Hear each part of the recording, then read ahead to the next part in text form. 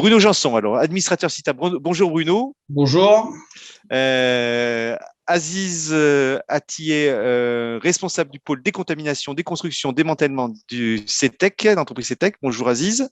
Bonjour à tous. On a le plaisir aussi d'avoir avec nous Marc Charrois, coordinateur des actions amiantes à la CRAMIF. Bonjour Marc. Bonjour à tous. Et Laurent Roquin, vice-président de la FIDI. Bonjour Laurent. Bonjour à tous. Voilà. Alors, on avait, en préparant cette table ronde, on s'était dit qu'on pouvait peut-être commencer par le repérage, parce que Laurent, le repérage, c'est le premier maillon de la chaîne et c'est ce qui conditionne tout le reste.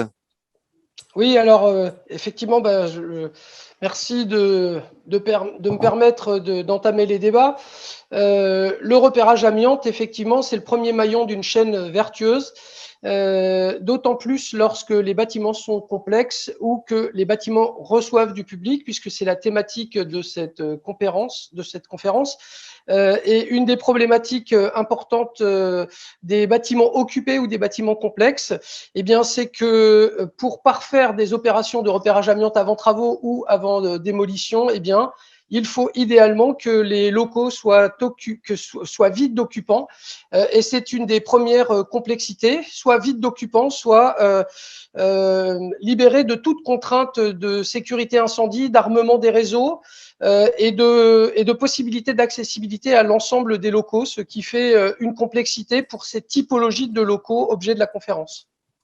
Oui, donc c'est un sujet particulièrement prenant, c'est qu'effectivement vous puissiez intervenir sans qu'il y ait personne à l'intérieur, ce qui n'est pas toujours le cas. Alors si on continue ce premier tour de table comme ça, et puis on va revenir sur des questions.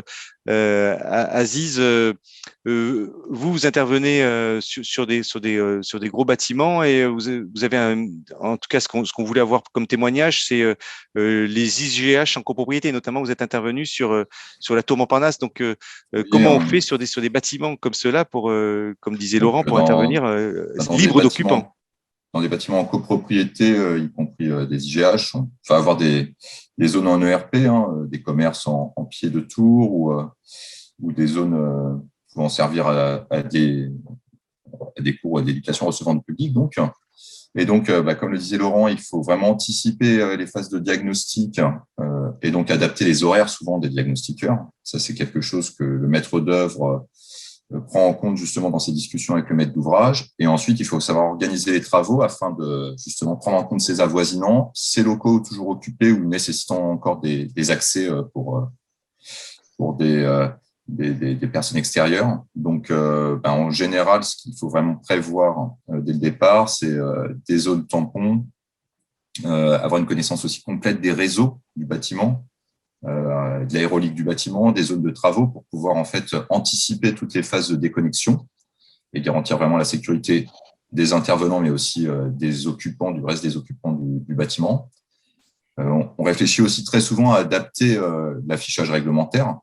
Il faut qu'il soit bien présent, il faut qu'il soit là pour protéger en effet les intervenants du chantier, mais en même temps, il faut éviter de créer des paniques ou d'inquiétudes chez les autres utilisateurs du bâtiment.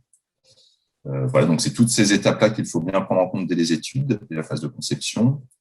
Aussi, ne pas hésiter à convaincre le maître d'ouvrage et à discuter avec les entreprises travaux pour augmenter le nombre et la localisation des analyses d'air environnementales afin d'avoir la meilleure connaissance possible de l'impact du chantier et de pouvoir aussi communiquer en toute sérénité, en toute transparence.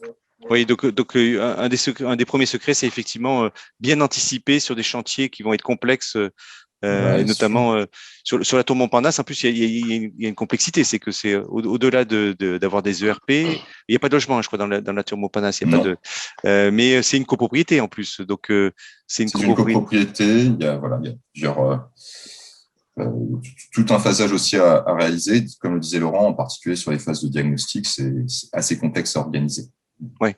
Alors, si on regarde, pour continuer ce tour de table, merci Aziz, avec Bruno Janson pour le CIRTA, qu'est-ce qu'on peut dire sur les particularités qu'on peut rencontrer sur les chantiers de désamiantage dans les ERP?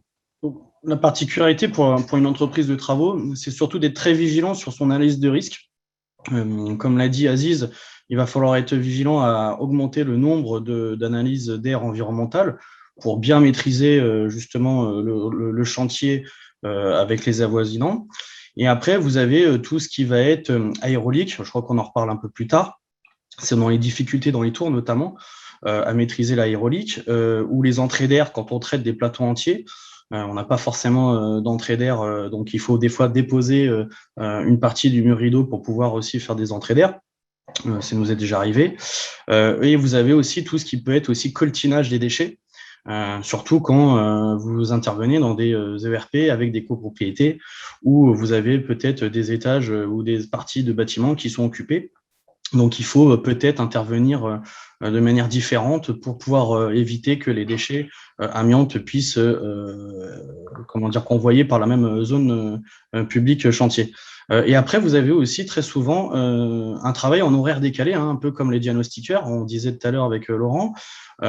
Effectivement, ça fait du bruit, des amiantages. On a les extracteurs, ok, mais on a surtout tout ce qui va être des interventions de ponçage ou de burinage qui peut quand même être une source de nuisance.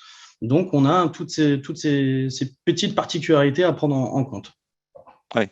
Vous êtes un peu dans le noir, Bruno, si vous pouvez mettre la lumière. Je l'ai. Okay. On va faire avec. Donc, Marc, si on regarde pour la CRAMIF, pardon, Marc Charrois, si on regarde les obligations de protection, est-ce qu'il y a des spécificités finalement? Parce que je crois qu'on avait commencé comme ça en préparant cette table ronde en disant, bon, les ERP, la réglementation est la même pour les ERP que pour les autres bâtiments, non? Oui, bien sûr, la réglementation est la même. Bon, sauf que quand on parle ERP, on parle donc de public, établissement recevant du public. On parle de site occupé, c'est la première préoccupation qu'on doit avoir quand on intervient dans un ERP. Donc, à la fois Laurent et Aziz l'ont dit, il faut séparer finalement les activités de repérage et de désamiantage des activités normales du bâtiment. On prend le cas typique des écoles. Pendant les vacances scolaires, on a beaucoup de chantiers de désamiantage. Et donc là, quand il n'y a pas d'élèves, c'est bien sûr favorable. Mais par contre, on peut également avoir des chantiers de désamiantage qui se déroulent sur une partie d'un bâtiment qui est occupé. Et là, du coup, il y a les protections, on l'a évoqué, il y a la surveillance chantier qui est prévue d'ailleurs au niveau des entreprises de désamiantage, mais qui peut être renforcée. C'est ce qu'on préconise, nous, vis-à-vis des donneurs d'ordre, c'est de prévoir un lot métrologie complémentaire de manière à pouvoir faire des analyses supplémentaires dans des zones qui sont occupées par le public, par les utilisateurs de locaux, de manière ne serait-ce que des fois à rassurer. Quand on voit une entreprise de désamiantage intervenir et qu'on travaille, disons, trois locales à côté, on peut se poser la question, ce qui est tout à fait légitime, sur l'empoussièrement. Et donc, il y a la surveillance chantier qui est dévolue à l'entreprise, mais qui peut être complétée par un lot métrologique qu'un donneur d'ordre pourra prévoir dans son marché. Oui. Aziz, c'est ce que vous prévoyez, vous en parliez aussi, Laurent en parlait voilà, aussi. Tout à fait, il faut vraiment s'entourer de laboratoires sachants et qui sont de bons conseils pour adapter cette métrologie, adapter la localisation des pompes et les fréquences. Voilà, en effet, pour rassurer, communiquer en toute sérénité et pour montrer la maîtrise du chantier. Ouais. Marc, quand on regarde, il y a souvent les instances représentatives du personnel aussi qu'on peut avoir, qui sont concernées aussi, les CSE, les CCSCT. Oui, tout à fait. Alors, quand on est en site occupé, par exemple, on prend le cas d'un hôpital, il y a bien sûr du personnel qui travaille dans l'hôpital, en plus H24. Donc, il est important de mesurer l'impact d'un chantier de désamiantage et même des opérations de repérage sur l'activité normale du site qui reste maintenue en activité. Et donc, du coup, ça passe forcément par le dialogue avec les instances représentatives du personnel, que ce soit le CSE, le CSSCT, en fonction de ce qui existe sur place, de manière à ce qu'il y ait une information, une discussion, que l'analyse des risques soit partagée afin que les risques liés à la coactivité, et quand on parle des amiantages, on parle coactivité liée aux empoussièrements, soient connus, maîtrisés, qu'on ne mélange pas les circulations. Il y a un véritable sujet, et d'ailleurs, la gestion de la coactivité, elle peut se faire en plan de prévention quand il s'agit d'une intervention uniquement de l'entreprise de désamiantage dans un lieu bien déterminé, mais avec une interaction sur l'activité du site occupé, ou alors en coordination avec la notion de chantier clos et indépendant, où là, le donneur d'ordre s'entoure des compétences d'un coordonnateur SPS, justement pour gérer cette coactivité. Ouais. Est-ce que Laurent, il peut y avoir des risques de réserve parce que effectivement tout n'est pas libre, il y a et donc du coup on n'arrive pas à finaliser son rapport correctement. Bien sûr, c'est une des grandes particularités de ces interventions qui sont complexes et il faudra en fait savoir appréhender les différentes réserves qui figureront dans le rapport de restitution issues des zones qui seront non investigables par la présence résiduelle soit des occupants, soit de différentes fonctionnalités type sécurité incendie ou type alimentation électrique qui empêchent certaines investigations. Donc, il faut prévoir les rapports par étapes, des rapports indicés, et il faut être en capacité de gérer de façon très claire ce phasage pour avoir une restitution à la maîtrise d'œuvre et à la maîtrise d'ouvrage qui soit la plus claire possible. Des rapports par étapes, c'est-à-dire je vais passer en fonction des phases travaux qui vont être réalisées. C'est-à-dire qu'il va y avoir il faut savoir indicer nos rapports et savoir de façon très claire en tête du rapport indiquer les réserves de façon à pouvoir les lever point par point, étape par étape. On imagine un local en rez-de-chaussée occupé par des occupants où on n'a pas pu intervenir, voilà, tout simplement. On restitue notre rapport, et bien il faudra à un moment donné, soit en horaire décalé, soit une fois qu'une partie de l'ERP aura été libérée, pouvoir réintervenir et réémettre un rapport qui précise de façon très claire les avancées. Ouais. Est-ce que Bruno Janson, pour les parties désamiantage, vous avez des cas où c'est finalement ce que décrivait Laurent, c'est que vous n'avez pas le rapport complet qui vous permette d'intervenir? C'est quasiment récurrent parce qu'effectivement, le diagnostiqueur ne peut pas parfaire sa mission puisque malheureusement, même pour le maître d'ouvrage, il ne peut pas forcément vider les locaux bien avant les travaux. Donc en fait, il va commencer à faire un pré-rapport de dire bon bah où est-ce qu'il y a de l'amiante, est-ce qu'il y en a ou est-ce qu'il y en a pas. Et puis après, au fur et à mesure qu'il aura commencé à avancer dans son projet de travaux, il va organiser son déménagement de ses occupants. Et là, tout de suite, il faut qu'on puisse, nous aussi, on doit accompagner le maître d'œuvre ou le maître d'ouvrage dans nos conseils en disant attention, il y a bien des remarques et des réserves sur le pré-rapport. Il faut immédiatement les lever afin que nous, entreprises de travaux, on puisse mettre à jour notre analyse de risque. Donc, c'est récurrent, oui. Mais alors, comment vous faites, Aziz parce qu'Aziz défendait le propos, il faut planifier tout avant, tout est bien cadré, enfin tout a été anticipé, les budgets. Et donc là, on arrive en disant, ben non, on peut pas passer partout. Et donc, est-ce que ça a des impacts, ça, Aziz, sur à la fois sur les coûts et sur les délais?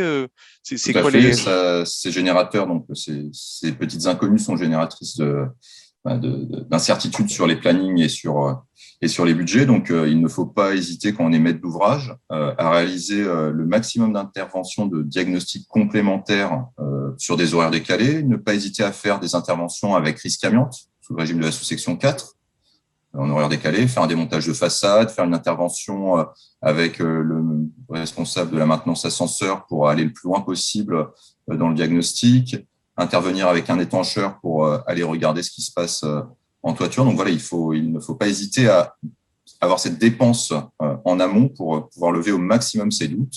Et quand on ne peut pas lever ses doutes avant l'intervention de l'entreprise de désamiantage, il faut bien prévoir dans son planning d'intervention une phase de levée de doute ou de diag complémentaire.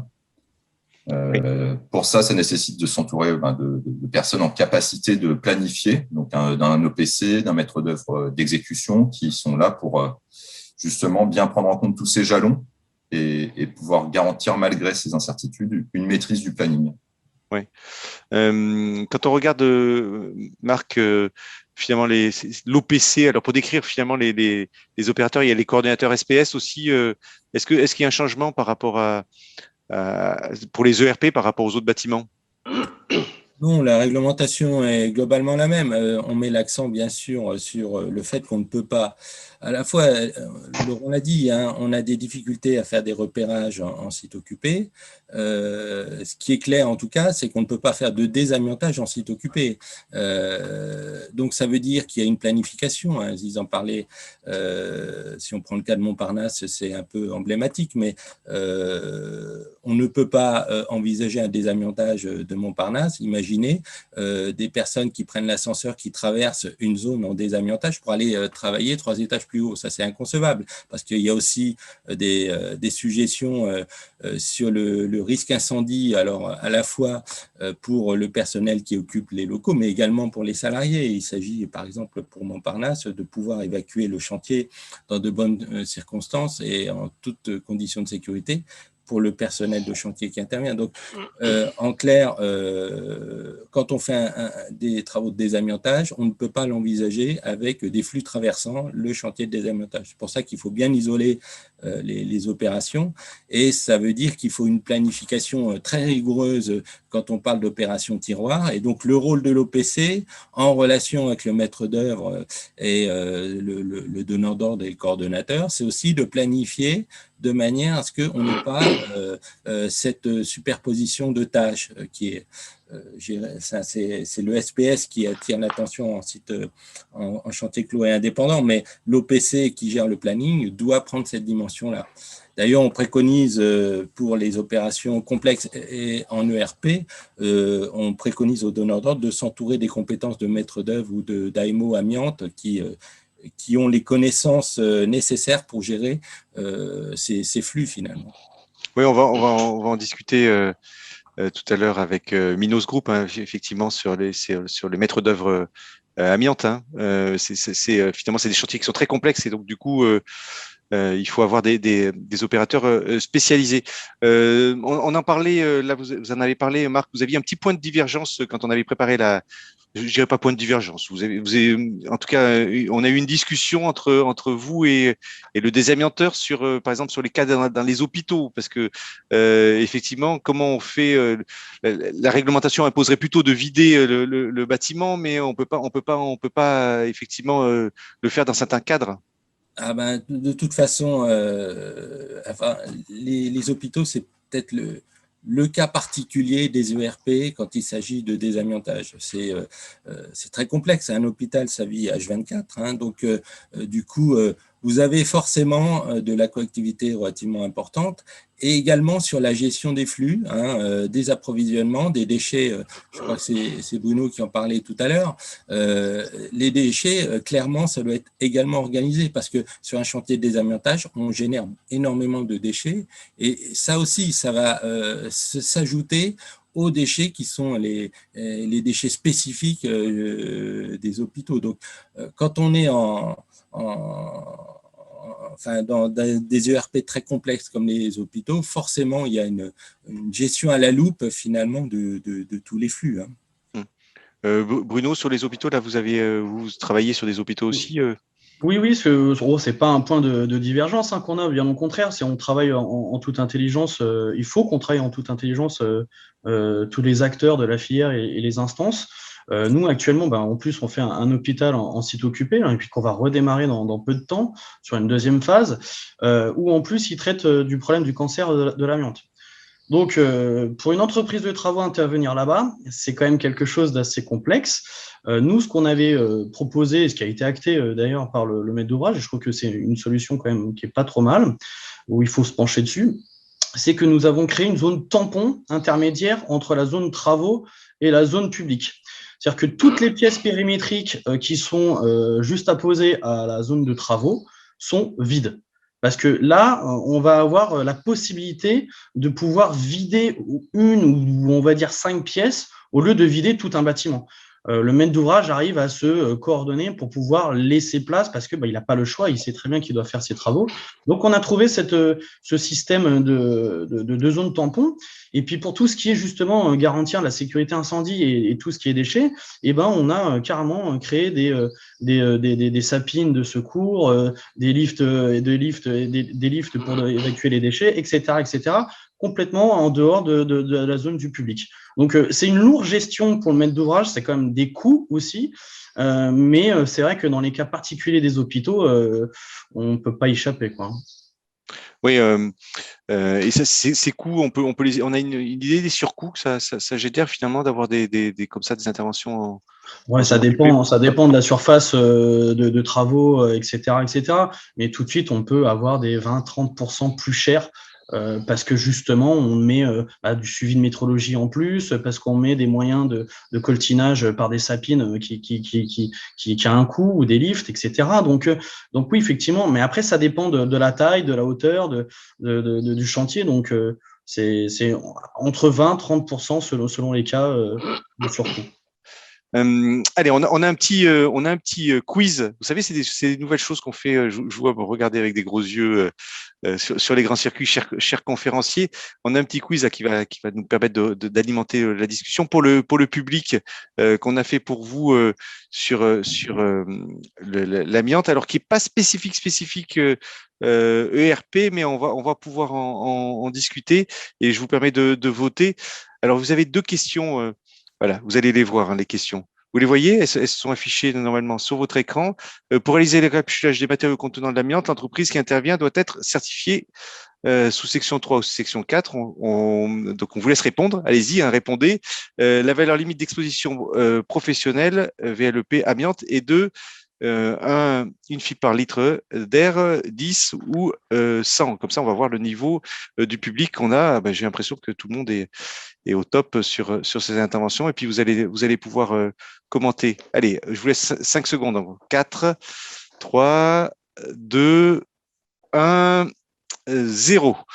Je mets fin au vote et je vous partage les résultats. Comme ça nous met un petit peu de dynamisme. Qui est-ce qui veut commenter ces résultats, Laurent Oui.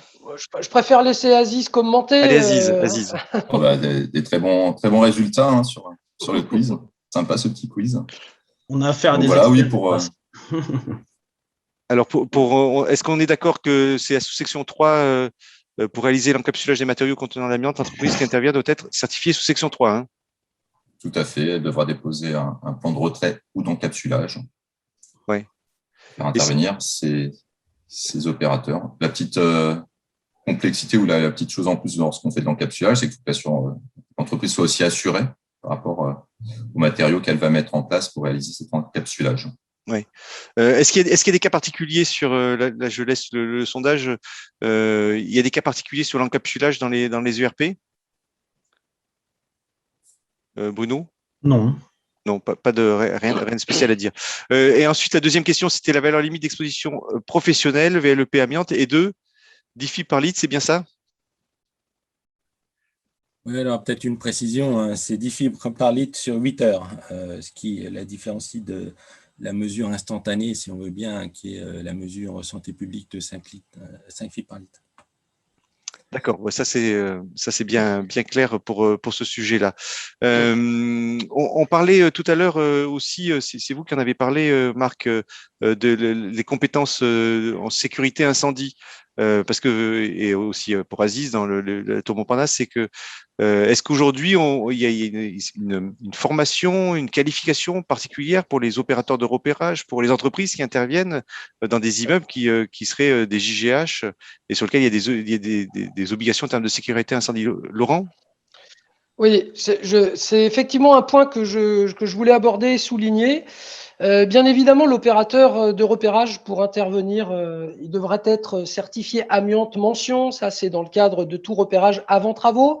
Mais je tiens à préciser qu'il est important pour cette typologie de repérage de mettre en chantier des techniciens seniors, des techniciens qui ont qui ont l'habitude en fait du pilotage, piloter des prélèvements, piloter des techniciens juniors qui vont être en capacité d'interfacer différents corps d'état. Aziz le soulignait tout à l'heure, on peut être amené à travailler avec un façadier, avec un ascensoriste, avec un étancheur.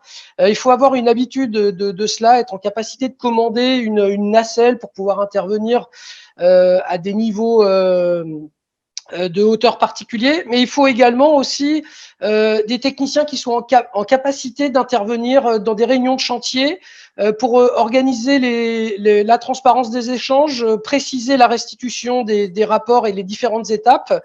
Et par ailleurs, c'est un point très important et c'est en lien du coup avec la sécurité incendie. On sait que l'amiante était un matériau particulièrement apprécié pour sa résistance au feu et donc a été très utilisé dans tout ce qui est isolement des locaux à risque et participe du coup au fondement de la sécurité incendie de ces années 1960, 1970, 1980.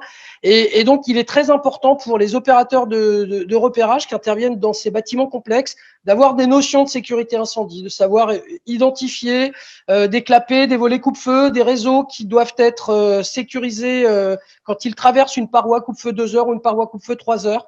Et ces notions-là sont particulièrement appréciées en fait en réunion de restitution puisque elles permettent du coup de lever des points de détail qui lorsque les opérations démarrent, n'en sont plus. On sait que les enjeux financiers peuvent être très importants dès lors où on retrouve des matériaux après les grandes étapes du repérage, quoi. Oui, en termes de sécurité incendie, il y a aussi toute la phase travaux là je parle à Aziz et à Bruno parce que effectivement il faut faire attention aussi à pas mettre en péril le bâtiment vis-à-vis de sa sécurité incendie. Les interventions dès la phase conception et dès la phase diagnostic, comme le disait Laurent, se fait main dans la main avec le PC sécurité, avec le gestionnaire sécurité du site. Le maître d'ouvrage il peut aussi et doit s'adjoindre des services de spécialistes en sécurité incendie. On va avoir certaines particularités dans un ERP, un hôtel par exemple. Voilà, il y a pas mal de petites subtilités à prendre en compte sur les distances pour les évacuations des chambres, etc. Donc, il faut vraiment travailler main dans la main avec des gens spécialisés dans ce domaine. Et il faut que l'entreprise aussi ait une vraie réflexion par la suite pour ces installations de chantier, de prendre en compte en fait justement tous les risques liés à la sécurité incendie, mettre des moyens adaptés pour gérer la sécurité du chantier par rapport au risque incendie, par rapport aux évacuations des personnes, des occupants des autres zones, comme le disait Bruno, mettre des sapines spécifiques, créer des escaliers de secours supplémentaires ou complémentaires. En termes de spécificité des intervenants, là c'est un sujet important aussi, c'est est-ce qu'on peut dire finalement que les opérateurs de repérage, comme les entreprises, ne peuvent intervenir que sur les bâtiments qu'elles connaissent déjà, parce que c'est ça aussi, des typologies de bâtiments. Là tu précisais les hôtels qui ont leur spécificité, les centres commerciaux qui ont leur spécificité, les hôpitaux qui ont leur spécificité. Et donc est-ce qu'on peut dire que les ERP, si on maîtrise pas ces spécificités, on peut pas difficilement intervenir. Je parle à la fois pour l'opérateur de repérage et le désamianteur. Oui, tout à fait. Ce retour d'expérience est très important.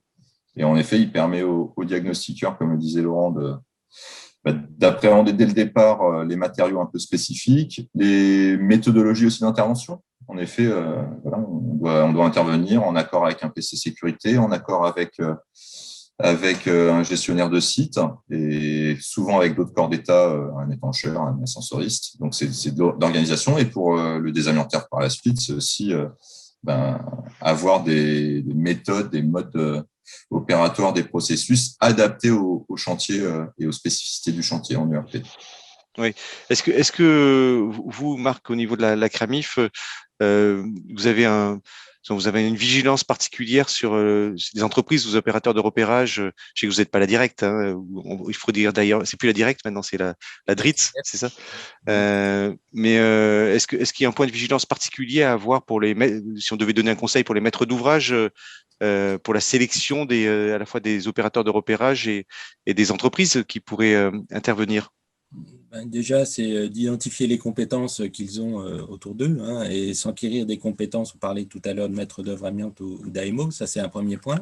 Ensuite, bien entendu, sur la sélection à la fois de l'opérateur de repérage et de l'entreprise. Un opérateur de repérage, ça a son importance d'avoir un opérateur qui connaît ce type de bâtiment, hein. Donc, c'est en demandant ses références, ses anciennes actions. Il y a même des donneurs d'ordre qui demandent une copie d'anciens rapports de repérage de manière à ce qu'ils aient connaissance finalement du rendu que peut faire un opérateur de repérage.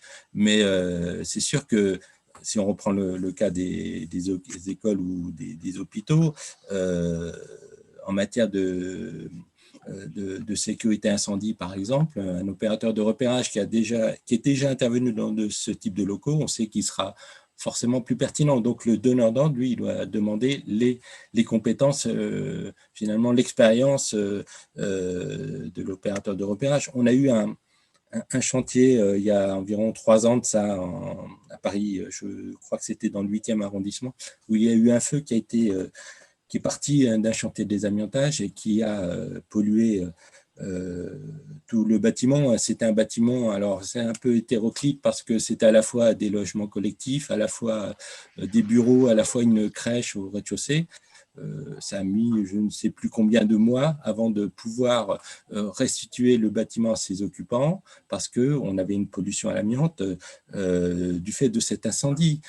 Donc ça veut dire que l'identification des éléments qui contribuent à la sécurité incendie, c'est très important de les mettre en évidence de manière à ce que le donneur d'ordre puisse orienter les travaux, tenir compte de la dégradation potentielle liée aux travaux de désamiantage sur des matériaux contenant de l'amiante qui seraient retirés, mais qui concouraient à prévenir du risque incendie, de manière à intervenir, quitte à reprojeter un autre matériau qui va constituer la protection incendie en compartimentant de façon provisoire au besoin, hein.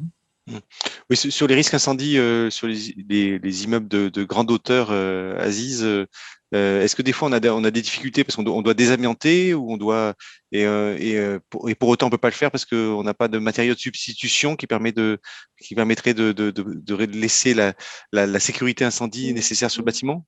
Oui, parfois on est vraiment coincé, hein. On n'a pas de possibilité en fait de désamianter parce que tant qu'il y a des occupants, ben, on va être, si on réduit en fait le niveau de protection incendie du bâtiment, ben, on fait prendre un risque, comme disait Marc.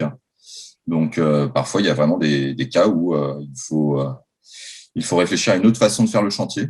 Dans certains cas, on a aussi des obligations préfectorales par rapport à la sécurité incendie du bâtiment, voilà, des mises aux normes à organiser. Donc, il faut mieux parfois vider un bâtiment pour pouvoir faire des travaux d'ampleur, mais en toute sécurité, plutôt qu'essayer de faire des interventions trop ponctuelles et pas suffisamment sécurisantes. Ouais. Sur la tour Montparnasse, c'est des interventions qui ont été faites par étage. Comment ça Alors pour le moment, voilà, il y a eu des travaux dans les zones privatives, hein, qui ont été réalisées depuis maintenant plus de 20 ans. Voilà, et puis demain, il y a le projet de réhabilitation globale de la tour qui aura lieu dans les années à venir. Ok.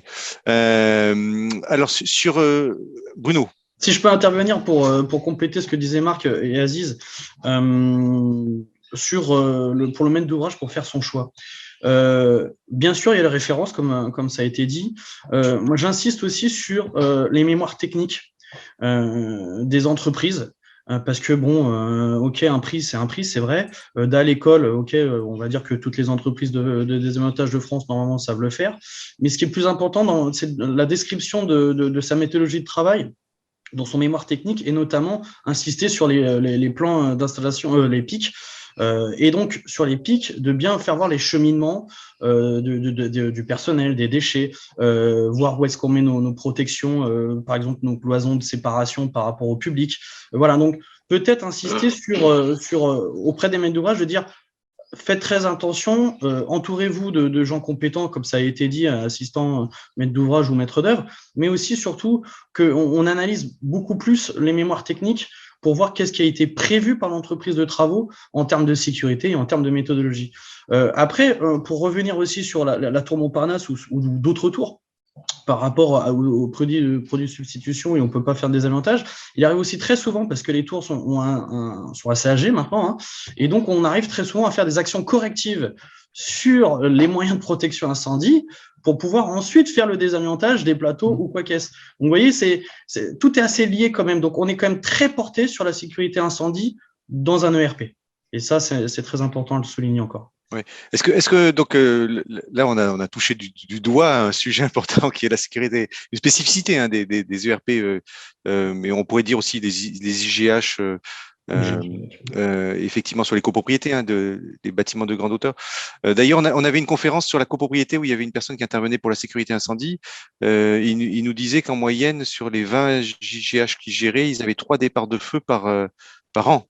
Donc ce qui est ce qui est pas rien, et souvent ces départs de feu ne vont pas très loin parce que finalement on est dans des bâtiments qui sont bien sécurisés, mais si on fait sauter une sécurité, du coup on voit les risques qu'il y a. Oui. Et c'est pour ça que certains maîtres d'ouvrage ou maîtres d'œuvre nous imposent en tant qu'entreprise de désamiantage de mettre du polyane M1. Donc résistant au feu, parce que nous, en tant qu'entreprise générale, le polyane, c'est du pétrole. On a beaucoup de consommables qui sont issus du pétrole, donc c'est sûr que la moindre étincelle peut avoir de graves conséquences parce que ça part très très vite. Donc dans les EGH et dans les ERP, on peut nous imposer des protections plus élevées sur le confinement, donc de type M1. Est-ce qu'on pourrait dire qu'il faudrait en mettre systématiquement ? Pour l'instant, je ne crois pas que ce soit dans la loi, mais ce serait peut-être une piste d'amélioration. Ouais. En termes de surcoût pour vous, finalement, ce qu'on peut dire, c'est que peut-être les ERP, donc finalement, il faut des spécificités. Ce que disait Laurent Roquin aussi, c'est des collaborateurs et collaboratrices qui ont une compétence supérieure et donc une expertise et enfin des choses spéciales à mettre en place. Donc, est-ce qu'on peut dire qu'il y a systématiquement un surcoût sur le désamiantage sur les ERP et de combien on peut le chiffrer à la fois pour le repérage et pour les travaux? Est-ce qu'il y en a un qui veut répondre là-dessus? Je laisse Laurent. 30 à 40%, oui. 30 à 40% de surcoût semble plutôt réaliste. Hein. Après, du fait d'une organisation des diagnostics un peu plus complexe et puis du fait aussi de la mise en place, comme le disait Bruno, de moyens complémentaires. Donc voilà, c'est à peu près l'ordre d'idée. Oui, donc on est d'accord, Laurent, sur les surcoûts à peu près. Oui, bien sûr. Le surcoût, en fait, il va s'opérer en analysant le temps qui sera nécessaire à la sécurisation, aux moyens d'accès, aux interfaces avec les différents corps d'État. Et évidemment, c'est du temps homme-jour à considérer quand on remet une offre. Et bien évidemment, c'est plus élevé que lorsque les bâtiments sont vides d'occupants et qu'il y a peu de contraintes. Oui.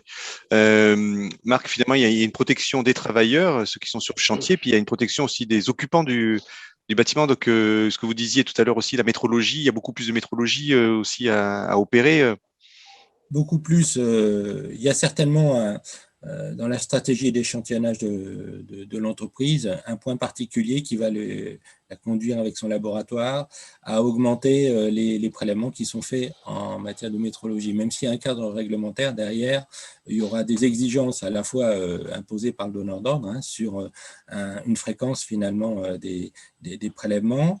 Et puis, comme j'évoquais tout à l'heure, il y a aussi la possibilité, et c'est ce qu'on préconise, c'est qu'il y a un lot métrologie du donneur d'ordre qui puisse faire appel à son propre laboratoire en cas de questionnement sur une potentielle pollution générée par des travaux.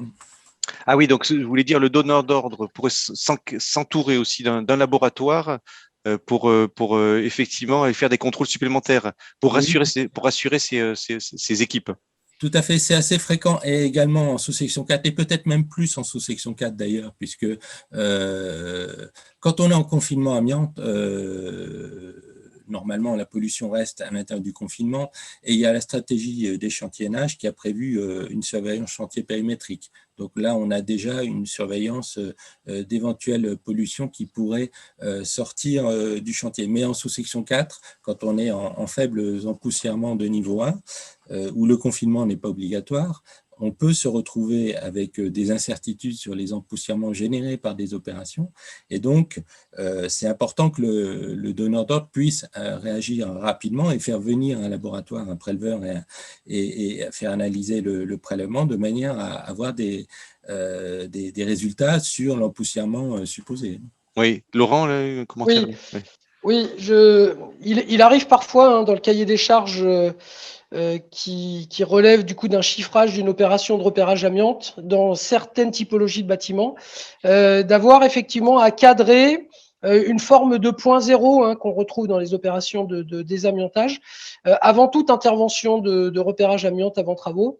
Et de justifier à la fin des opérations, une fois la cartographie des matériaux amiantés restituée, d'affiner la stratégie d'échantillonnage relocalisée aux endroits où on a trouvé de l'amiante pour justifier que nos opérations de sondage et de prélèvement n'ont pas contribué à diffuser dans le bâtiment du coup des empoussièrements. Voilà.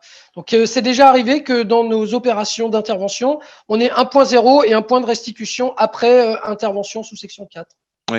Mais est-ce que dans ce cadre-là, c'est le diagnostic, l'opérateur de repérage qui le réalise, ou comme disait Marc, c'est donneur d'ordre qui s'entoure finalement d'un autre un tiers indépendant par rapport au diagnostiqueur, parce que cette question-là aussi se pose. Oui. Comme pour une opération de désamiantage, c'est un laboratoire accrédité, laboratoire d'analyse d'air accrédité, qui devra conduire ces missions de 2.0 et de restitution. En toute indépendance. En toute indépendance, bien sûr. Oui, bien sûr. Alors, ça peut être intégré effectivement au marché de l'opérateur de repérage, comme ça peut être quelque chose de supplémentaire confié à un lot spécifique. Oui, ça peut être le donneur d'ordre qui s'occupe de cette chose-là. Il y avait Aziz qui opinait du chef. Est-ce qu'il y avait un commentaire là-dessus Non, mais tout à fait. Donc, ça peut être le maître d'ouvrage qui prévoit ces points initiaux et puis ces points de restitution. Ça peut aussi être bien d'intégrer dans le cadre de la mission du diagnostiqueur pour aussi une meilleure gestion, une meilleure organisation. Voilà. Et puis, comme le disait Marc, que ce soit des travaux sous section 4, mais aussi dans des travaux de désamiantage ou d'encapsulage sous section 3, le maître d'ouvrage doit de toute façon s'entourer d'un laboratoire pour les analyses de seconde restitution, s'entourer de contrôleurs visuels et bien prendre en compte justement toute cette phase de fin de chantier dans le planning pour pouvoir faire intervenir le contrôleur visuel, faire réaliser des analyses de seconde restitution dans les meilleurs délais pour pouvoir libérer ensuite le chantier et les zones le plus facilement possible. Oui, alors je tire le fil sur cette zone tampon aussi. C'est Bruno qui en parlait, c'est-à-dire dans la zone tampon, donc on fait aussi des mesures d'empoussièrement, j'imagine. Et est-ce que ça arrive que des fois dans ces zones tampons, du coup on a une pollution et donc du coup on se dit mais est-ce que cette pollution n'est pas passée aussi dans les sites occupés? Alors moi, personnellement, je touche du bois, ça m'est pas encore arrivé, mais ça peut arriver, oui. On peut avoir une fuite accidentelle parce qu'on a une perte de dépression mal contrôlée ou une déchirure du confinement parce que on a eu aussi peut-être une visite le week-end où on a eu malheureusement des gens qui ont déchiré le poliane pour s'amuser ou voler, ça dépend des fois. Et donc, effectivement, ça peut arriver. Maintenant, après, on a des process internes. Toutes les entreprises de désamiantage ont des process pour pouvoir justement maîtriser ce genre d'incident. Ça fait partie aussi de l'évaluation des risques. Toute entreprise de désamiantage, on doit pouvoir anticiper le moindre risque et le moindre incident. Et donc, effectivement, tout de suite, on va poser des pompes. Si les pompes, on voit qu'il y a quelques fibres, etc., on peut, faire un nettoyage, etc., etc. Donc, selon le nombre de fibres et selon la nature, et puis ensuite reposer des pompes pour vérifier comme quoi qu'il n'y a pas de difficulté. Ce qui peut aussi arriver, c'est qu'on essaye de reposer des pompes de façon circonspecte. On essaye de voir jusqu'où est la pollution. Donc voilà, bon, ça arrive rarement, mais ça peut arriver, et il faut surtout savoir quoi faire. Et ensuite, surtout, très bien communiquer. Je crois qu'on l'a dit, mais je réinsiste là-dessus, sur tout ce qui est désamiantage de RP. Il faut énormément communiquer avec les intervenants et surtout le maître d'ouvrage et tout ce qui est instance de représentants du personnel ou tout ce qui est occupant, parce que dès qu'on va voir, nous, on va faire un truc tout bête, hein, le marquage amiante. Dès que vous allez commencer à faire des A ou quoi qu'est-ce un peu partout, tout de suite, on nous appelle. J'ai fait un marquage pas plus tard qu'hier. En 15 minutes, j'ai eu un coup de téléphone. Comment ça se fait qu'il y a des A partout, vous voyez? Donc, le A, c'est rentré. Hein. Je crois que c'est bon, c'est bien rentré dans la tête des gens. Dès qu'ils voyaient un A, c'était dans un collège, vous voyez, pas plus tard que hier. Je fais un pré-marquage pour se dire, tiens, on va intervenir cet été. Ça, en 15 minutes, on a eu un coup de téléphone. Donc, vous voyez l'importance de communiquer sur la préparation du chantier. On fait aussi très souvent des réunions de préparation de chantier pour expliquer même aux riverains, etc. Parce que ça impressionne tout de suite. Un bâtiment sous bulle, ça peut aussi impressionner. Donc, notre métier, notre enjeu, c'est aussi de beaucoup communiquer parce que c'est un métier encore qui reste méconnu, on sait que c'est dangereux et les gens tout de suite peuvent se faire des films où il suffit d'une bonne communication, une bonne explication et en général ça se passe très bien. Voilà. Ouais. Il y a une question, tiens, j'en profite pour prendre quelques questions, c'est de Van Eck, monsieur, madame, testez-vous systématiquement le plafonnage lors du diagnostic? Et si oui, selon quelle méthodologie, le nombre d'échantillons par mètre carré? Une question, ça c'est peut-être pour Laurent, oui. J'imagine il y a beaucoup de... C'est une spécificité des ERP, ça aussi, hein, tous les plafonnages, oui. Alors, tout dépend du programme des travaux, du périmètre qui sera estimé nécessaire par l'opérateur de repérage pour définir son programme de repérage. Donc, si les plafonds s'inscrivent dans la zone de travaux, bien évidemment, il faudra faire des repérages en plafonnage. Et pour répondre sur la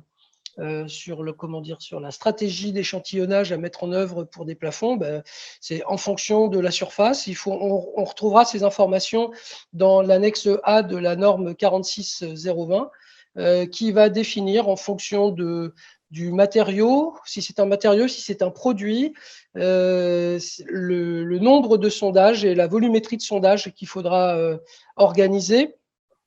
Qui conduiront en fonction des différentes similitudes, hein, une zone présentant une similitude d'ouvrage, par rapport à un élément témoin qui définiront le nombre d'analyses nécessaires, minimales. Tout ça est inscrit dans ce document normatif. Voilà, donc ça c'était pour répondre. Il y avait une autre question qui était de Benjamin, c'est faut-il mettre en place sur site des systèmes de sécurité de type vidéosurveillance, contrôle d'accès, effectivement des choses un peu particulières parce qu'on est dans des bâtiments aussi un peu particuliers. Oui, ça arrive souvent, oui. Oui, ça arrive souvent qu'on mette des systèmes de gardiennage aussi, tout court, ou de vidéosurveillance afin d'assurer la sécurité du site. Donc, ça arrive très souvent, ça. Une autre question de Karel qui dit quelle attitude adoptez-vous face à des retours d'analyse positifs et négatifs sur un même matériau? Alors voilà, c'était la première question. Oui, Laurent?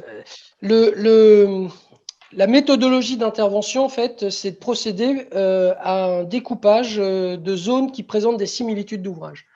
Bien, c'est un process itératif, c'est-à-dire que lorsque l'on envoie des échantillons en analyse au laboratoire, bien si on a une divergence, un matériau positif et un autre négatif, il faudra reprendre son hypothèse de départ et redécouper, redéfinir une zone présentant des similitudes d'ouvrage, d'autres ZPSO, et réitérer des prélèvements complémentaires afin d'affiner, préciser, essayer de comprendre d'où viennent ces divergences. Oui, il faut pousser un peu comme un travail de chercheur. Hein, il faut pousser la recherche jusqu'à ce qu'on ait compris ce qui se passait. Et c'est pour ça qu'une opération de repérage, en fait, elle ne s'inscrit pas dans le premier jet, hein. J'interviens, je sonde et je prélève. Bien évidemment, on se pose des questions et tout ça en transparence avec l'équipe de maîtrise d'œuvre, l'AMO ou le maître d'ouvrage. Et du coup, on prévoit et on réintervient pour affiner, redécouper, prélever de nouveau. Et par ailleurs aussi quantifier, hein, puisque dans les opérations de travaux, il faut procéder à une quantification euh, au quantitatif du coup des matériaux repérés. Ouais, j'aimerais ajouter, si vous le permettez, que c'est l'opérateur de repérage qui a toujours raison, hein. Il y a certains, des fois, dans certaines circonstances, on des velléités à prélever un matériau qui a déjà été identifié par l'opérateur de repérage pour essayer finalement de chercher la contradiction sur un matériau qui n'aurait pas d'amiante alors que l'opérateur de repérage l'a prélevé et il s'est avéré positif. Là, ça sert à rien. C'est l'opérateur de repérage qui peut lui-même se prononcer. Ça ne sert à rien d'essayer de la contradiction, hein, même si quelque part ça a des enjeux importants en matière de coût des opérations. C'est vraiment inutile d'essayer de prouver le contraire finalement. Oui, mais qui serait tenté, ça voulait dire, Marc, c'est le donneur d'ordre qui peut être tenté de dire je vais faire un nouveau prélèvement parce que du coup, on m'a dit qu'il y avait de l'amiante, ça m'ennuie et donc je préfère qu'il n'y en ait pas. Moi, j'ai plusieurs coups de fil, hein, c'est régulier, Ah oui. les cas de figure. L'opérateur de repérage me dit qu'il y a de l'amiante. Moi, je pense qu'il n'y en avait pas dans ce matériau. J'ai fait un prélèvement. Il s'avère qu'on n'a pas les mêmes résultats que l'opérateur de repérage. Bon, nous, là-dessus, la réponse, elle est claire, hein. À partir du moment où il y a de l'amiante qui a été repérée au moins une fois dans un même matériau, eh bien, il faut considérer qu'il y a de l'amiante, même si quelque part derrière, il pourrait y avoir des résultats qui viendraient à dire le contraire, hein. Benoît ? Je voudrais préciser, parce qu'au début, c'est que je n'avais pas compris ce que voulait dire Marc. Effectivement, quand c'est positif, l'entreprise de travaux, et je sais que malheureusement ça peut arriver, n'a en aucun cas le droit de dire comme quoi qu'il n'y a pas d'amiante derrière. Alors, ça se fait, j'en entends moi aussi parler. Les choses sont simples, c'est que si on a un doute, et ça on a le droit d'avoir le doute, on doit pouvoir refaire faire un prélèvement par une entreprise qui est certifiée et qualifiée. Souvent, ce que les gens confondent, c'est que l'entreprise de travaux va demander à son laboratoire de dire bah, tiens, moi j'ai un doute, je vais faire un prélèvement de matériaux par son laboratoire. Mais le laboratoire est très souvent pas accrédité à faire du diagnostic. Vous voyez la petite subtilité, elle est accréditée à faire des prélèvements d'air, mais elle n'est pas accréditée à faire du diagnostic. Et monsieur Charrois, Marc, il a raison. C'est-à-dire que seul un opérateur de repérage peut dire si oui ou non il y a de l'amiante, etc. Donc là, il y a une petite subtilité et effectivement, il faut être très attentif à ça pour pas qu'il y ait de dérive. Maintenant, à l'inverse, c'est pour ça que je n'avais pas compris au début le propos de Marc, c'est que très souvent, nous, on voit dans des diags où c'est écrit non amianté et qu'on a un doute et que ça se retrouve où c'est amianté. Donc, oui, donc c'est pour ça que pour moi, il faut toujours de la communication dans les acteurs de la filière. Et je pense que même entreprise de travaux, on doit encore plus communiquer aussi avec l'entreprise de diagnostiquage. Parce que on n'est pas les uns contre les autres, on est là pour qu'un chantier, un projet, ça se déroule correctement. On doit chercher la satisfaction du client et on a normalement tous le même client. Donc, on doit être unis dans ces choses-là. Donc, voilà, très attention par rapport à ça. Effectivement, à pas avoir de dérive. Et comme le disait Laurent, hein, l'opérateur de repérage, il intervient bien sûr en amont, mais il accompagne aussi son donneur d'ordre. Et justement, il est là aussi pour apporter des réponses à tout questionnement qui viendrait par ailleurs, hein. C'est pas parce qu'un opérateur de repérage a rendu son rapport, même si c'est un rapport final, qu'on peut passer à autre chose, hein. On aura besoin de lui, s'il n'a pas été désigné pour les examens visuels. En tout cas, on aura besoin de lui pour accompagner l'opération, hein.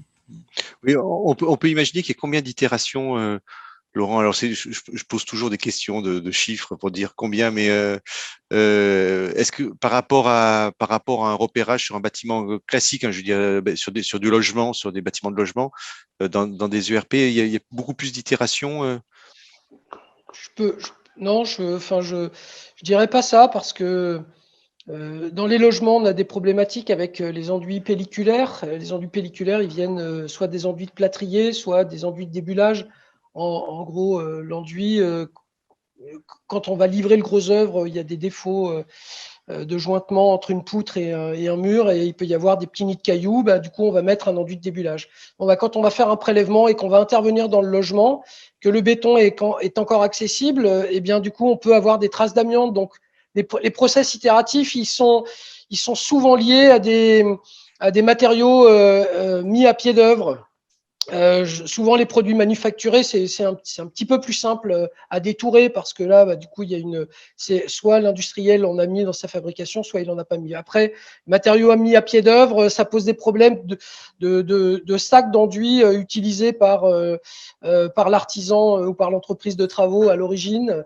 Et donc, non, je pense pas qu'il y ait de règles, de différence entre le RP et le logement. C'est vraiment propre à la particularité des adjonctions de produits amiantés au moment des travaux.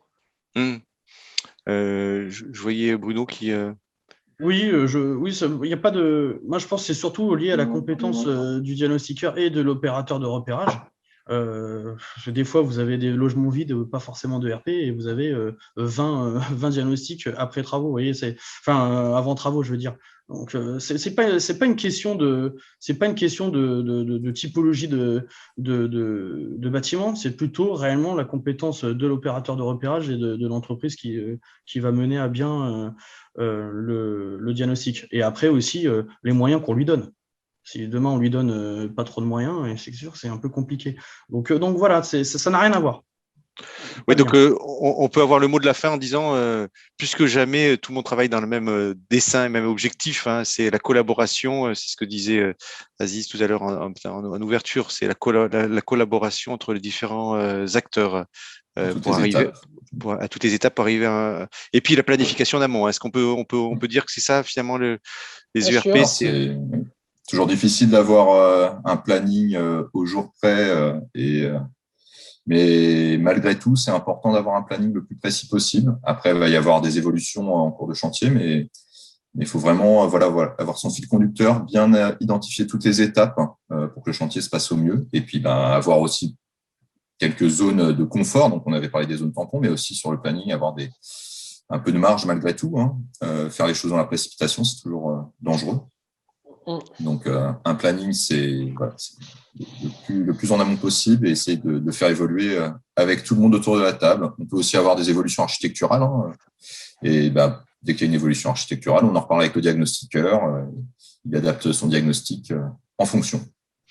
Voilà, ça sera le mot de la fin. En tout cas, il est l'heure de mettre fin à cette table ronde. Il est 10 heures. Hein. Je crois qu'on a bien balayé ce sujet des ERP. C'est un sujet très intéressant. Hein. Quand on avait lancé au début, avant la table ronde, on disait, bon, qu'est-ce qu'il y a de spécifique? Mais il y a plein de choses de spécifiques sur les ERP. On voit que c'est vraiment, il y avait une vraie compétence et puis il y a tellement de typologies d'ERP. Il me reste plus qu'à vous remercier, Laurent Roquin, pour la FIDI. Bruno Janson pour le CIRTA, Aziz Attié pour CETEC et Marc Charrois pour la CRAMIF. Merci à vous.